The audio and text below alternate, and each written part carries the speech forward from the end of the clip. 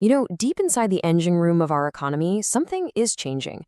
It's not obvious, it's not something you see on the news every day, but it's a huge shift in the very idea of who owns what, and it's creating a fascinating and kind of troubling puzzle. Think about it. Have you ever been booking a flight and noticed that the prices on different airlines are, well, almost exactly the same? Or looked at the big banks and wondered why their fees all seem to move in lockstep? You kind of think, aren't these guys supposed to be fighting for my business? Is it just a coincidence? Or is there something else going on, something under the surface that we don't usually see? Well, that's the mystery we're going to try to unravel today. We're all taught that competition is what makes everything work, right?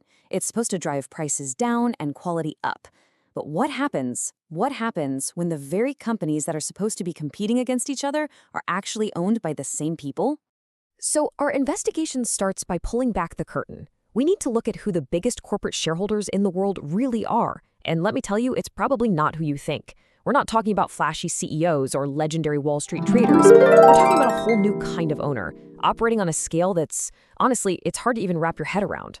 These are gigantic firms that manage trillions, with a T, trillions of dollars. A lot of that money comes from things like index funds and ETFs, the stuff that's probably in your retirement account. They're meant to be passive, just buying a little bit of everything to mirror the market.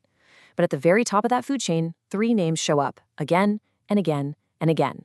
BlackRock, Vanguard, State Street, these are the big three. And together, they are the largest shareholders in, well, almost every major public company in America and really across the world. Their quiet, hands-off strategy has accidentally led them to a position of incredible influence. To get a sense of the scale here, let's just pick one, BlackRock. When this research was done, they had about $4.7 trillion under management.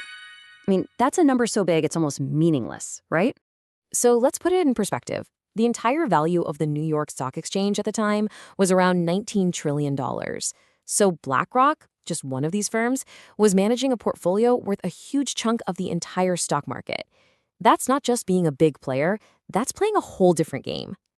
And you can see their reach everywhere. Just look at the biggest names in tech: Apple, Microsoft, Google, Amazon.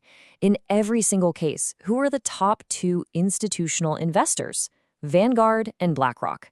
They own a big piece of all of them, even though these companies are supposed to be rivals, constantly battling each other.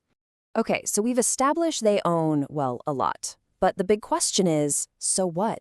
How does owning a piece of everybody actually change things? To figure that out, our investigation needed a new clue, a new tool for measuring the market that goes way beyond what regulators have been using for decades. All right, so for a long time, regulators have used this thing called the Herfindahl-Hirschman Index, or HHI for short. It sounds complicated, but the idea is simple. Imagine a food court at the mall. If you have dozens of different little independent food stalls, that's a low HHI score, lots of competition. But if you only have 2 or 3 giant chains like McDonald's and Taco Bell, that's a high HHI score. The market is concentrated. Now, let's look at the U.S. airline industry through that lens. See this bottom line on the chart? That's the traditional HHI. It shows what the regulators see. The market has gotten more concentrated over time as airlines merged. It's like our food court went from having 6 options down to just 4. Okay, more concentrated, we get it. But that is not the whole story, not even close. And that brings us to our new clue, the modified HHI, or MHHI. This new measurement asks a really important follow-up question. Let's go back to our food court with just 2 giant chains. What if you found out that the very same person owned a huge chunk of both of them? The signs on the storefronts haven't changed, but that owner's incentive to have them fight a price war, that's changed completely. That's what the MHHI is designed to measure. And right here, this is the aha moment. Look at that chart again. The top line is the MHHI, and that massive growing gap between the 2 lines, that is the real story. It's the hidden concentration created by common ownership. It's telling us that while the market looked concentrated before, when you factor in who the owners are, the true level of concentration is through the roof. And to get just how big this effect is, you have to understand that regulators start to worry when the HHI goes up by just 200 points. The effect of common ownership in the airline industry was like adding an extra 2,200 points. I mean, that's a level of concentration that is way more extreme than if the 4 major airlines just merged into 2. It's a massive hidden consolidation of power. So a crazy number on a chart is one thing, But how does this all work in the real world? How can these giant investors who are supposed to be passive actually get the companies they own to, compete a little less? Well, the channels for influence are actually pretty straightforward. As the biggest shareholders, they have a huge say in who gets elected to the board of directors. Their votes are often the deciding factor in approving the CEO's bonus, and they are in constant, direct conversation with company leadership. As one person put it, talking with them is the carrot, but how they vote is the stick. And every now and then, you hear this influence spoken out loud. This quote here is from a representative of JP Morgan, another huge shareholder in multiple airlines, on a public earnings call with Delta. It's a very polite, carefully worded question, but what he's really saying is, hey, don't get into a price war with the other airlines we own. It's bad for all of us. And then he adds that last line, I'm going to ask others this season. He's basically telling the entire industry to calm down. And guess what? It seems like they listened. Check out this Bloomberg headline from around that same time. Southwest dials back on growth to appease investors. And how did Wall Street react to this news of less competition? Southwest stock jumped, and the entire airline index jumped even more. The market literally rewarded them for competing less. Okay, so the evidence is really starting to pile up.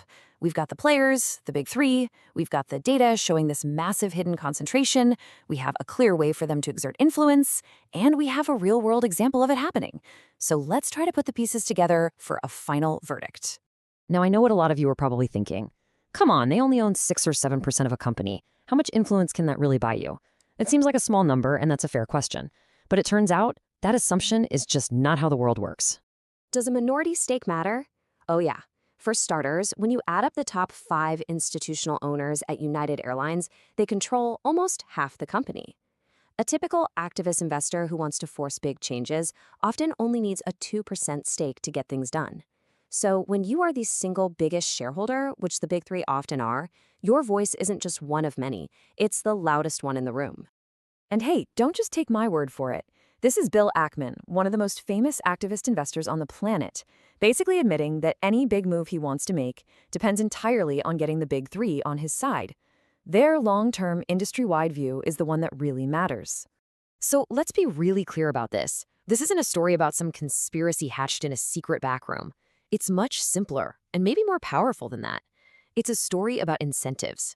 If you own a big piece of Delta and American and United and Southwest, you don't really win if they all get into a nasty price war that tanks everybody's profits. You win when the industry as a whole does well.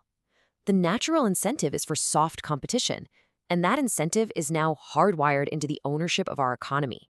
And that all leads us to the final, really important question. As this quiet consolidation of ownership continues, what does it mean for all of us, for competition, for new ideas, and for the prices we pay for everything every single day? So we'll leave you with the same question the researchers are asking. How much common ownership are you comfortable with? So while markets rise and fall, systems like this quietly move billions behind the scenes, hidden from the public, hidden from scrutiny, and sometimes hidden from the law itself. Because in global finance, the most powerful forces are rarely the most visible.